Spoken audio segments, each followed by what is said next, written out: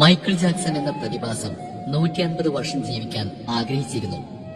അതിനായി മുടി മുതൽ കാൽവിരലുകൾ വരെ ദിവസേന പരിശോധിക്കുന്ന 12 ഡോക്ടർമാരെ അദ്ദേഹം വീട്ടിൽ നിയമിച്ചു. കഴിക്കുന്നതിന് മുമ്പ് അദ്ദേഹത്തിന്റെ ഭക്ഷണം എല്ലായ്പ്പോഴും ലബോറട്ടറിയിൽ പരീക്ഷിച്ചു. അദ്ദേഹത്തിന്റെ ദൈനംദിന വ്യായാമവും മറ്റു ശരീര സംരക്ഷണവും നോക്കാൻ വേണ്ടി മാത്രം 15 പേരെ കൂടി നിയമിച്ചു. ഓക്സിജന്റെ അളവ് നിയന്ത്രിക്കാനുള്ള സാങ്കേതിക വിദ്യയോട് കൂടിയ കിടക്കയാണ് അദ്ദേഹം ഉപയോഗിച്ചിരുന്നത്. തന്റെ അവയവങ്ങൾക്ക് എന്തെങ്കിലും കേടുപറ്റിയാൽ ഞൊടിയിടയിൽ ശസ്ത്രക്രിയക്കായി അവയവദാതാക്കളെ തയ്യാറാക്കി വെച്ചിരുന്നു. ഈ ദാതാക്കളുടെ ദൈനംദിന ചെലവുകൾ അദ്ദേഹം തന്നെ വഹിച്ചു. 150 വർഷം ജീവിക്കുക എന്ന സ്വപ്നവുമായി അദ്ദേഹം മുന്നോട്ടു പോവുകയായിരുന്നു. പക്ഷേ അദ്ദേഹം പരാജയപ്പെട്ടു. 2009 ജൂൺ 25-ന് 50-ാമത്തെ വയസ്സിൽ അദ്ദേഹത്തിന്റെ ഹൃദയം പ്രവർത്തനം നിർത്തി.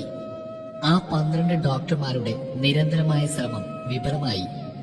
ലോസ് ഏഞ്ചൽസ്, കാലിഫോർണിയ എന്നിവിടങ്ങളിൽ നിന്നുള്ള ഡോക്ടർമാരുടെ സംയുക്ത പരിശ്രമത്തിനും അദ്ദേഹത്തെ രക്ഷിക്കാനായില്ല.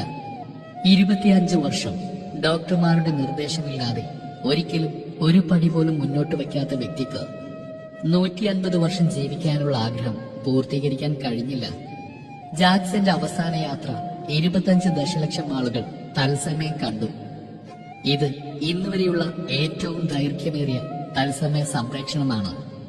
അദ്ദേഹം മരിച്ച ദിവസം, അതായത് 25 ജൂൺ 2009-ന് 3:15-ന് വിക്കിപീഡിയ, ട്വിറ്റർ, AOLന്റെ തൽക്ഷണ സന്ദേശവാഹകർ ജോലി നിർത്തി. ദശലക്ഷക്കണക്കിന് ആളുകൾ ഒരുമിച്ച് ഗൂഗിളിൽ മൈക്കിൾ ജാക്സൺ തിരഞ്ഞു. ജാക്സൺ മരണത്തെ വെല്ലുവിളിക്കാൻ ശ്രമിച്ചെങ്കിലും മരണം അദ്ദേഹത്തെ വെല്ലുവിളിച്ച് തോൽപ്പിച്ചു. ഞാനെന്ന് അഹങ്കരിക്കുന്ന മനുഷ്യ, ഇനി നിന്നോടായി ചില ചോദ്യങ്ങൾ. സ്വത്ത്, ജാതി, മതം, രാഷ്ട്രീയം ഇതെല്ലാം പറഞ്ഞ് തമ്മിൽ തല്ലുന്നത് എന്തിനു വേണ്ടി? 60 വയസ്സ് ശരാശരി ആയുസ്സിൽ നിന്റെ മുന്നിൽ അടുത്ത ദിവസം ജീവിക്കുമോ ഇല്ലയോ എന്ന് ഒരു ഉറപ്പുമില്ലാത്ത വെറും 21,900 ദിവസങ്ങൾ മാത്രം. അതിൽ 7,300 ദിവസവും നീ ഉറങ്ങാനായി വിനിയോഗിക്കുന്നു. ബാക്കി തുച്ഛമായ ദിവസങ്ങളിൽ പരസ്പരം തമ്മിൽ തല്ലി ജീവിക്കണം. സന്തോഷമായി ജീവിക്കാൻ ശ്രമിക്കരുതോ? മറ്റുള്ളവരെ സന്തോഷിപ്പിക്കാൻ ശ്രമിച്ചാൽ ഒപ്പം നിങ്ങൾ തന്നെ സന്തോഷത്തിലാവുമെന്ന സത്യം നീ മനസ്സിലാക്കുക. സ്വന്തം കുടുംബത്തിന് വേണ്ടി കുറച്ചു സമയം മാറ്റിവെക്കുക. നിങ്ങൾ നിങ്ങൾക്കായി കുറച്ചു സമയം ചെലവഴിക്കുക. ക്ഷമയും സ്നേഹവും ദയവുമുള്ള മനുഷ്യനാവുക. സമ്പന്നനാവുക എന്നത് തെറ്റല്ല. പണത്താൽ മാത്രം സമ്പന്നനാവുന്നതാണ് തെറ്റ്. ജീവിതം നിയന്ത്രിക്കുക, അല്ലെങ്കിൽ ജീവിതം നിങ്ങളെ നിയന്ത്രിക്കും.